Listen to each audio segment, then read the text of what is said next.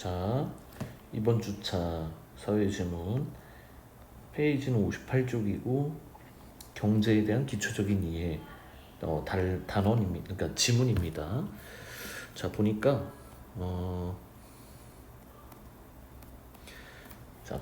경기가 침체돼서 가계의 소비가 줄어들면 시중의 제품이 잘 팔리지 않아서 기업은 생산 규모를 축소하게 된다. 그 결과 실업률이 증가하고 가계의 수입이 감소하고 소비는 더욱 위축된다. 이와 같은 악순환으로 경기 침체가 심화되면 국가는 이에서 벗어나기 위해서 유동성을 늘리는 통화 정책을 시행한다. 이렇게 되어 있습니다. 자, 이제 옆에다가 쌤이 수업 시간에는 계속 이렇게 했는데요. 이제 경제 분위기가 좋지 않을 때, 이른바 경기가 침체됐을 때를 가정해 보면요. 경기가 침체돼 있다라는 건 가라앉았다. 가라앉았다라는 거는 이제 띄워야 되겠죠, 그렇죠? 그러니까 경기가 침체돼 있으면 경제 분위기가 매우 안 좋아요. 그러면 이것을 띄워서 길러야겠죠, 그렇죠? 띄우고 기르다. 한마디로 살려야 되겠죠, 그렇죠? 그걸 부양이라 하고요. 옆에 넘어가는 건데 넘어가기 전에 경기 침체에 대한 얘기를 한번 해보면 가게에서는 수입이 줄었겠죠, 그렇죠? 수입도 줄었을 거예요. 경기가 안 좋으니까 가게에서는 소비나 지출을 줄입니다. 우리 가정에서 외식도 줄이고요. 그다음에 이제 이제 취미 활동이라든가 우리가 이제 기타 비용으로 나가는 이제 그 돈이 들어가는 것들을 아끼려고 하겠죠, 그렇죠? 그다음에 기업에서는 생산이나 투자나 고용을 줄입니다. 특히 이 고용을 줄인다라는 것은 실업률이 높아진다라는 것도 이제 관련이 있겠죠. 고용을 더 해야 될 상황에서 이제 안 하거나 줄이면 그만큼 일자리를 갖지 못한 사람이 늘어나니까요. 자, 이런 경기 침체 속에서 정부는 뭘 하냐면 이렇게 확장 정책을 펼칩니다. 그러니까 재정, 파이낸스, 이 재정을 좀 더 넓게, 그러니까 돈을 많이 쓰고 이제 돈을 많이 사용하고 그다음에 사람들에게 돈을 많이 쓸 수 있도록 이제 밑에 그러한 이제 재정을 운영을 하게 되겠죠. 반대로 이제 너무 경기가 과열이 돼서, 여기는 과열이거든요.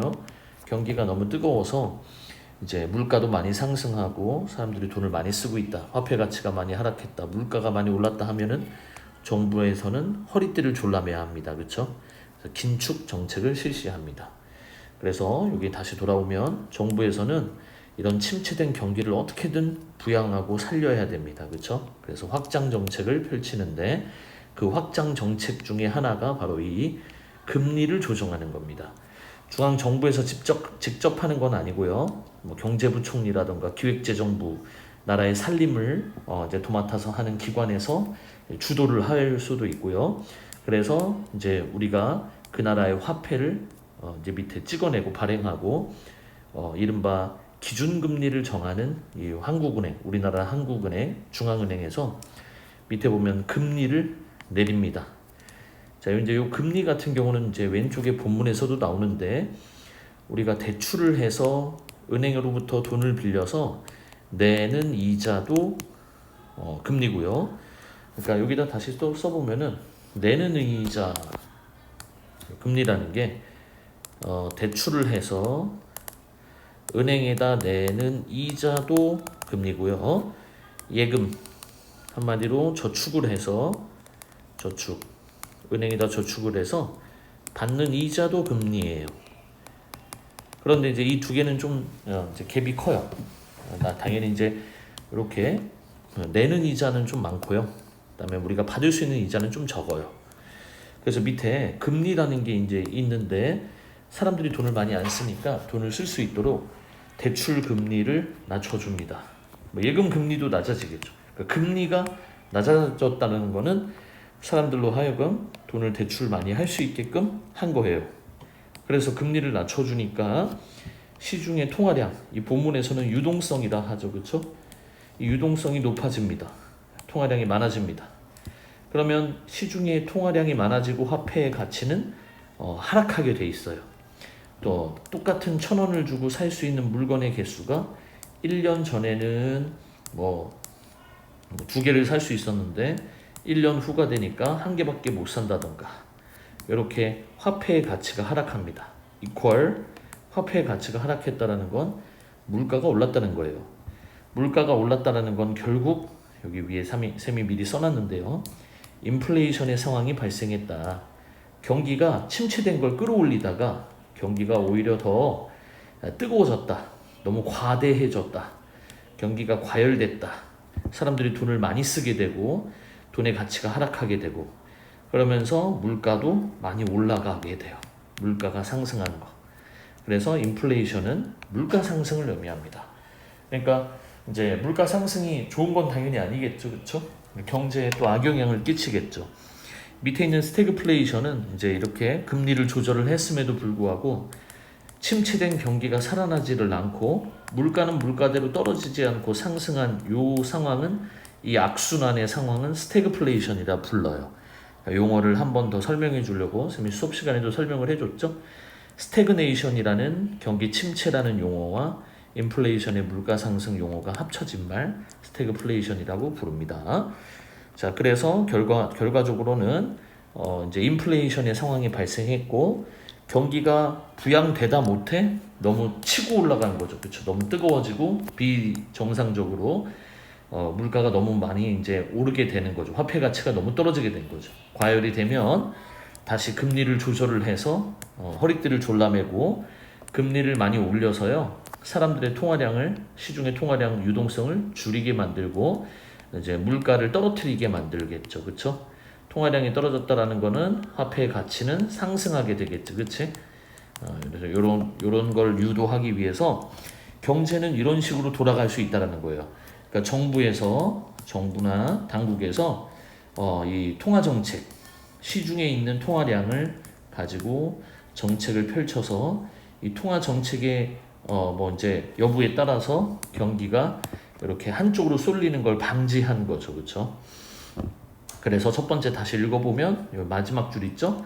악순환으로 경기가 침체가 심화가 되면 국가는 이에 벗어나기 위해서 유동성을 늘리는 통화 정책을 시행한다. 아까 우리 얘기했던 대로 시중에 돈을 많이 풉니다, 그렇죠? 확장 정책이라고 했죠. 이 확장 정책은 결국에는 금리를 낮추면서 실행이 가능하겠죠. 금리를 낮춰야지만 사람들이 돈을 많이 빌려가겠고 돈을 많이 쓸 거라고 할 수 있죠. 밑에는 가령은 예를 들어, 그 다음에 예를 들어라는 말 안에는 말 그대로 예를 들어 준 거죠.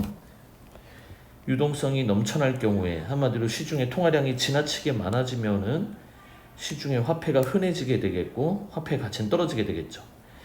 화폐 가치가 떨어졌다라는 거는 물가가 상승했다는 얘기예요. 그러니까 통화량을 이제 밑에 조절하는 이 정책을 펼쳐서 유동성을 늘렸더니 유동성이 넘쳐나요, 그렇죠? 그러니까 오히려 이제 나중에는 유동성이 오히려 더 넘쳐나는 그런 시기가 온다. 그러면 그때는 오히려 물가가 상승하는 그런 상황에 또 놓이게 되겠죠, 그렇죠? 그래서 이제 여기 두 개 이제 용어가 나왔어요. 금리라고 하는 것은 예금이나 빌려준 돈에 붙는 이자율. 그래서 내가 예금을 했다면 받는 이자 이제 빌려준 게 아니라 이제 빌려받은 거죠, 그렇죠? 그러니까 은행에서 빌려서 그 은행에다가 다시 돌려줘야 하는 이자율이기도 한 거죠, 그렇죠? 내가 받는 이자, 내는 이자 두 개가 있는 거예요, 그렇죠? 그러면 밑에 이 중에서 기준금리라고 하는 것은 중앙은행, 한국은행에서 결정을 하면은 자, 우리 이번에 올해 상반기에 기준금리는 3%포인트로 하겠습니다 하면은 시중은행들의 그 시중금리를 이 3% 수준에서 올리는 거예요. 맞추는 거죠, 그렇죠? 그래서 완전 똑같이 3%포인트를 맞추지는 않지만 어느 은행에서는 2.9%, 2.8% 뭐 이런 식으로 금리를 맞추는데 그 금리가 시중금리가 되겠다. 기준금리가 높으면 시중금리도 당연히 높아야 되고요. 낮으면 낮아야겠죠, 그렇죠? 그래서 가령 또 나왔죠? 요거는 예를 들면 시중의 금리가 내려가면 예금을 통한 이자 수익과 대출에 대한 이자 부담이 줄어서 예금을 맡긴 사람은 이자 수익이 줄겠죠. 금리가 떨어졌으니까, 그렇죠? 대출을 받은 사람은 대출을 가지고 내야 되는 이자 부담이 줄었죠. 이건 좋은 거죠, 그렇죠? 그래서 가게나 기업에서는 자 이제 주로 예금은 인출을 하겠죠. 어차피 여기 넣어봤자 수익이 많이 안 되잖아요, 그렇죠? 이자 수익이 떨어졌잖아요, 그렇죠? 그러니까 예금을 맡긴 사람은 그 예금을 인출할 거고요. 대출을 받으려는 사람들은 늘어나겠죠. 기업이나 이제 가게는 늘어나겠죠. 왜냐면 이자가 싸니까요. 그렇죠? 그러면 시중에 유동성, 그다음에 뭐 통화량, 화폐량이라도 해도 됩니다. 통화량이 증가하겠죠. 높아지겠죠. 그렇죠?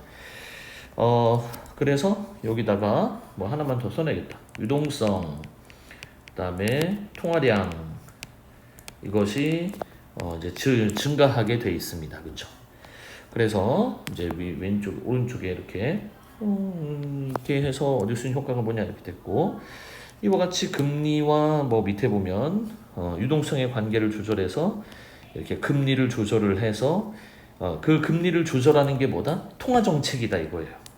그러니까 기준 금리를 조절하는 통화 정책을 통해 경기 안정을 꾀하는 거죠. 그렇죠? 정부에서 할 수 있는 건 이런 통화 정책이 되겠다. 그렇죠? 통화 정책이 뭡니까? 금리를 올리고 내리고 하는 거예요. 그렇죠? 자, 그리고 아까 쌤이 얘기한 거 그대로입니다. 그렇죠? 경기가 침체됐을 때 유동성을 증가시키는 방법인 거죠. 그렇죠?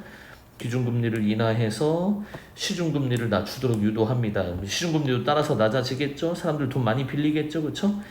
투자가 확대되고 생산과 고용도 늘고 물가도 상승은 하겠죠. 그렇죠? 활성화가 되는 거죠. 하지만 너무 올랐을 때는 이렇게 좀 문제가 되죠. 너무 올랐을 땐 또 낮춰야 되니까 금리를 올리는 거죠. 그렇죠? 자, 여기만 표시를 해보면 좋아요. 그러나 중앙은행이 경기 활성화를 위해 통화정책을 시행했음에도, 통화정책이 뭐라고요? 금리를 뭐 낮췄거나 높이거나 그렇지 하는 행위, 침체돼 있으면 금리를 낮춰서 돈을 많이 쓰게 했는데도 불구하고 애초에 의도한 결과가 나타나지 않기도 한다. 자, 아까 쌤이 위에서 말한 스태그플레이션이 대표적인 그러한 경우예요. 경기가 침체돼 있어서 이제 금리를 낮췄어요. 돈 많이 쓰게 했거든요. 근데 물가는 떨어지지가 않고가 아니라 경기가 침체된 게 나아질 기미를 보이지 않고요. 물가도 상승된 채 그대로 유지가 돼요. 그러니까 악순환이 계속되는 거죠. 그래서 우리가 이제 이렇게 뜻하지 않은 통화 정책을 통해서도 우리가 알고 있는 효과를 보기가 어려운 경우도 있더라. 자, 그래서 이런 경우 충분한 유동성을 확보했지만 경기 침체가 나아지질 않은 거예요. 그래서 이 경우를 유동성이 함정, 트랩에 빠진 것 같다 해서 케인즈라는 유명한 이 경제학자가 이런 경우를 유동성의 함정이라고 불렀다고 합니다. 이름이 그래서 유동성의 함정이에요. 유동성을 늘렸어요. 한마디로 금리를 떨어뜨리고 유동성 통화량을 늘렸는데도 그럼 경기가 어떻게 돼요? 활성화가 돼야 되는데 경기 활성화가 안 일어나는 거예요. 이게 유동성의 함정이다. 그렇죠? 금리를 떨어뜨리고 유동성을 증가시켜 통화량을 증가시켰는데 돈 많이 쓰게 하고 돈 많이 풀었거든요. 근데 경기가 전혀 활성화가 안 되고 침체가 그대로 유지가 되고 있어요. 그게 유동성의 함정이다. 알았죠? 자, 1번에 내용이 아닌 것은 5번밖에 없겠죠. 그렇죠? 케인스 주장의 한계가 아니라 이 한계를 설명을 했다. 누가? 케인즈가 이거를 이런 게 유동성의 함정입니다. 그래서 유동성에 대한 한계와 그걸 바라보는 케인스의 주장, 뭐 이 정도는 되겠죠. 그죠? 케인스 주장이 한계가 있다는 게 아니잖아요. 그렇죠? 5번이고요. 자, 2번 문제는 여기에 올라가는 것도 되고요. 내려가는 것도 돼요. 특정한 상황은 아니에요. 만약에 이제 두 가지의 경우를 다 가정해도 괜찮아요. 그래서 쌤이 먼저 올려봤어요. 그렇죠? 기준금리가 올라갔을 경우에는 사람들이 돈을 많이 안 쓰겠죠. 그렇죠? 금리가 올라갔으니까 이자가 비싸잖아요. 그렇죠? 예금 맡겨놔도 되겠다. 그렇죠? 그러니까 돈을 안 써요. 오히려 돈을 맡겨요. 맞죠? 아니면 돈을 안 빌려요. 그렇죠? 안 쓰고 말죠. 시중의 유동성은 그러면 줄어들어야겠죠. 올리면 유동성 감소합니다. 시중에 화폐가 많이 없으니까 가치는 상승해야죠. 근데 여기 하락이에요. 그렇죠? 여기에 상승만 들어갔어도 맞는 건데 이건 당연히 아니잖아요. 그렇죠? 그래서 여기는 답이 없어요. 내리면으로 가볼까요? 그렇죠? 기준금리를 내렸더니 시중의 유동성은 증가하겠죠. 사람들 돈 많이 쓰니까 화폐의 가치는 떨어지겠죠. 많이 쓰니까. 요거죠? 답은 1번. 3번의 유동성의 함정이 뭡니까? 유동성을 충분히 공급해서 경기 침체를 벗어나려고 했는데 이게 안 일어난 거예요. 답은 1번이죠. 그렇죠? 그게 유동성의 함정이다. 자, 여기 이제 마지막 빅 스텝을 단행했대요. 그러니까 우리나라에도 뭐 있었다라고 알고 있는데 이 0.5% 포인트를 인상했다는 건 굉장히 큰 인상이에요. 그러니까 우리가 이제 코로나 때 돈이 많이 풀려서 이제 금리를 올려서 사람들의 돈을 많이 안 쓰게 하려는 미국에 대한 얘기를 들었어요. 미국의 연방은행에서 연준이라고 해서 그곳에서 우리나라 한국은행에서는 비슷한 그곳에서 금리를 0.1%포인트를 올리네 마네, 올리냐 5억 아니면 동결 그냥 그 전의 수준과 동일하게 유지하느냐 이걸 가지고 고민을 많이 했. 이런저런 얘기가 많이 나와요. 막 증권가가 술렁이고 경제의 그런 이제 지표들이 요동쳐요. 0.1%인데도 그렇죠? 근데 0.5%를 인상했다는 건 기존에 2든 3이든 맞죠? 이렇게 있을 거 아니에요. 그렇죠? 이렇게 기존의 금리에서 0.5를 더하는 거인데 굉장히 높은 수준의 인상이에요. 높은 인상이다. 그러면 금리를 이렇게 높인다라는 의미는 사람들의 돈을 안 쓰게 하려다는 거죠. 그렇죠? 그러니까 지금 이 상황에서의 사회의 모습은 어떤 사회냐면은 물가도 많이 올랐고 경기가 많이 과열되어 있는 상황일 거예요. 그렇죠? 경기의 과열 상황. 근데 밑에 이 소비자는 위축된 소비 심리가 회복돼서 물가가 오를 수 있으니 아니 이미 모르는 상황인 건데 그치? 이 상황은 좀 다른 상황이다. 이때는 지금하고는 다르다고 할 수 있겠다. 그리고 자동차 구매 시기를 앞당긴다라는 말 자체가 이건 말이 되지 않는다. 지금 현재도 물가가 매우 높기 때문에 이 높은 물가를 이제 밑에 보면 금리를 올려서 이걸 잡으려고 하는 거니까 답은 2번이 틀렸다. 이렇게 보시면 좋을 것 같습니다. 궁금한 건 또 이제 따로 질문을 해주시고 오늘 일반반 독서는 여기까지 하겠습니다.